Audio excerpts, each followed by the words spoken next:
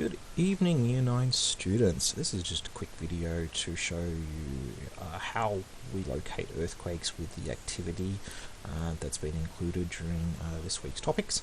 I'll cover through the theory on this pretty quickly and then just discuss how to do the worksheet just to answer some common questions. That way you've got this here as a reference and you don't need to worry about emailing me and waiting for a response.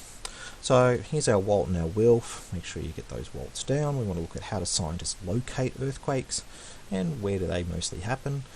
And what I want you to do is actually practice identifying locations of earthquakes by interpreting data.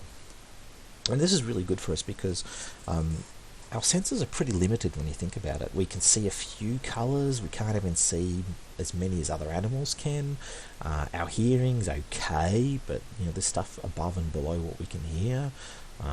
Our sensitivity to touch is pretty limited.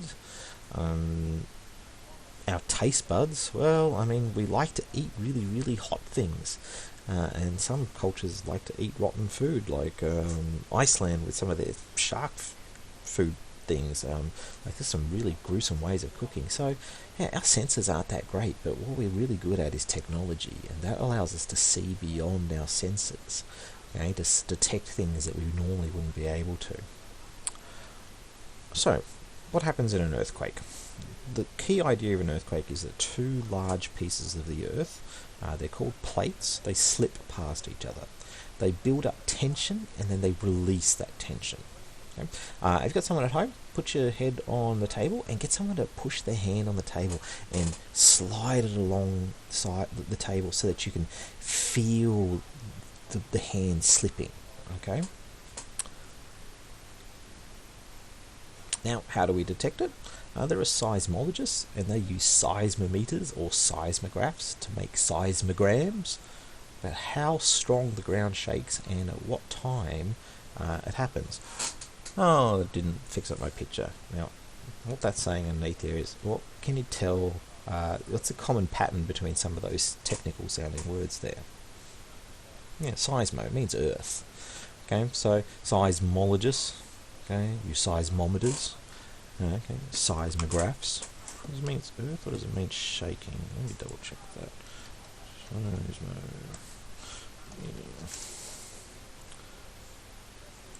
Seismic is all about earthquakes. Okay, not just earth, but earthquakes, because earth would be geo.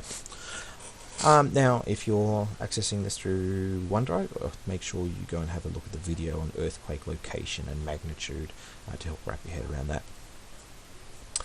So there are three waves that come with earthquakes. Okay? The first one is called a P wave. Now, P in this case stands for pressure, but I also like to think of it as primary, P for primary, and primary means first.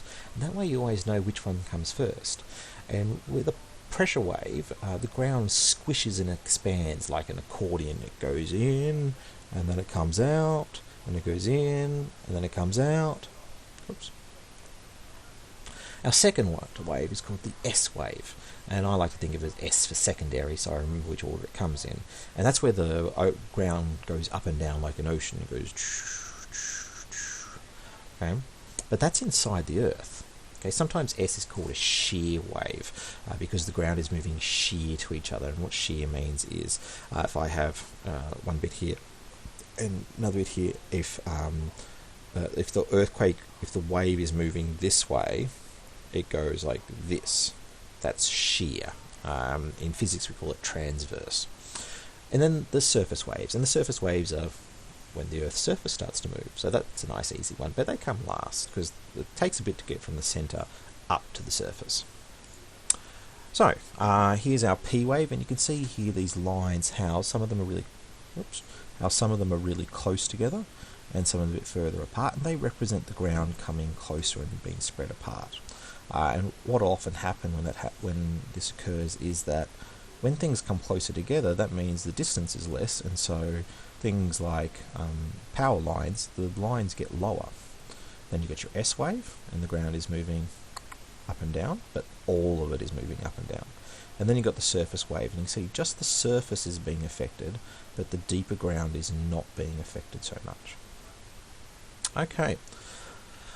So I've got an activity sheet for you that I've either included on eLearn or I've sent home, and I want you to locate an earthquake epicenter using P and S wave data. Okay, one of the things I'd like you to do for an extension is plot the size of the earthquake, okay, that's the y-axis on the graph, against distance from the epicenter, which you need to figure out, for each station, and fit a curve to it to estimate, well, how strong was that earthquake. And you'll know how strong it is by working your way back to where the distance from epicenter is 0, where it crosses the y-axis of your graph. Now let me just load that up. Here we go. Now, unfortunately, I don't have a great reader that allows me to rotate on my tablet, so I'm just going to talk through the features of it. So this is a general seismograph. Okay, and you've got some bits here labeled. You can see it tells you here this is where the P wave starts and this is where the S wave starts. I know you can't see too clearly on this, but you have a copy of this in front of you, so get that out. Okay, if you haven't got it out yet, go get it out and then rewind the video back to where I started.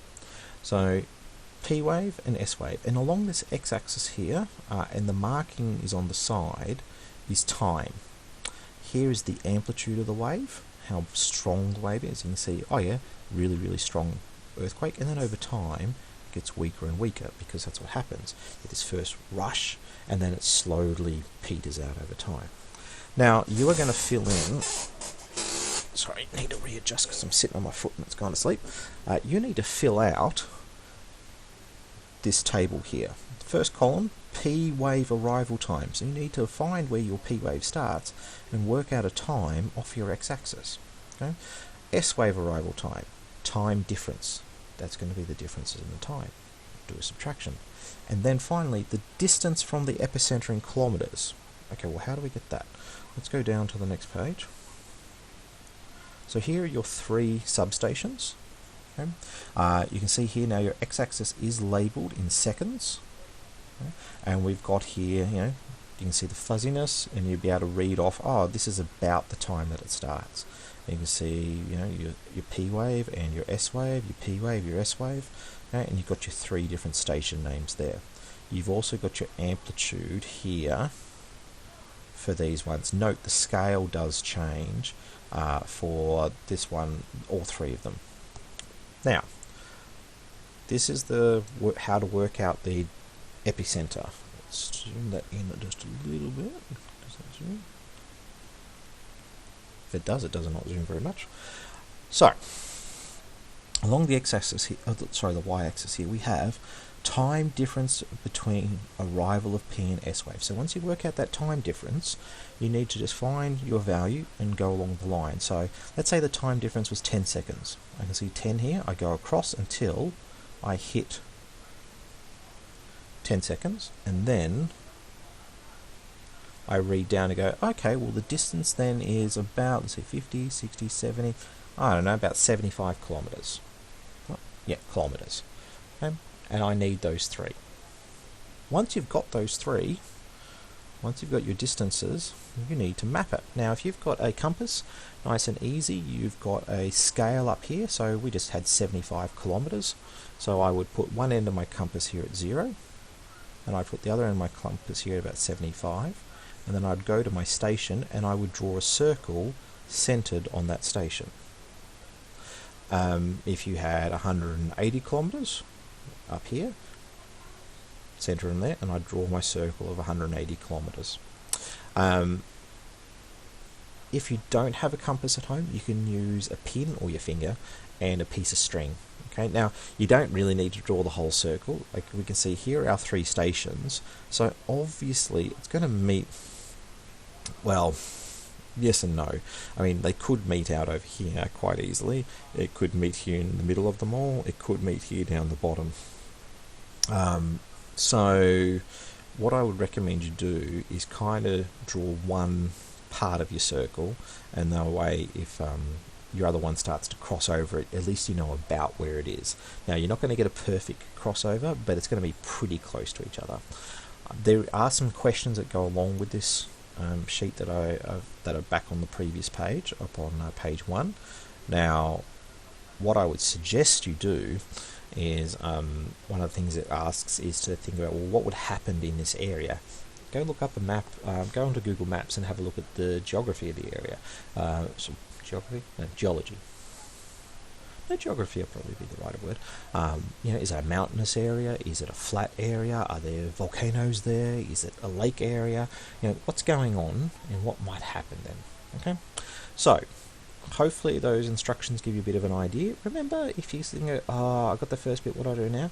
Pause, do the first bit, then go back and rewatch the video and go, okay, this is how I do the second bit. Don't go, I've got to understand it all perfectly first go before I even start, because you'll get stuck and you won't know what to do. Okay? Tackle the first bit, work out those differences in time, and then if you get stuck from there, give me a message and you're almost done. Alright, best luck guys, stay safe, and I will see you as soon as we possibly can.